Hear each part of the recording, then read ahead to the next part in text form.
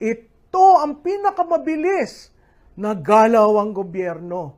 Nakakapagtaka po kasi ang nalustay na pera ay hindi po basta-basta. 15 billion daw po ang napakawala para lamang dito sa inisyatibong ito.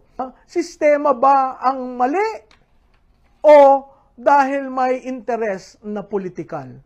Nakakalungkot po ito dahil ngayon lang ho ako nakakita ng napakaduming politika na kayang duraan, yurakan si Juan de la Cruz.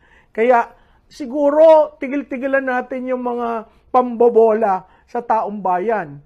Kasi klarado ho, sino ba ang leader? Yung nahalal. Hindi naman pwedeng tangahin nyo ang Pilipino. Hindi ho pwede na kami ay etsapuera, Ginoong Speaker. At hindi rin ho pwede, siguro dun sa ating First Lady, Ma'am, mahal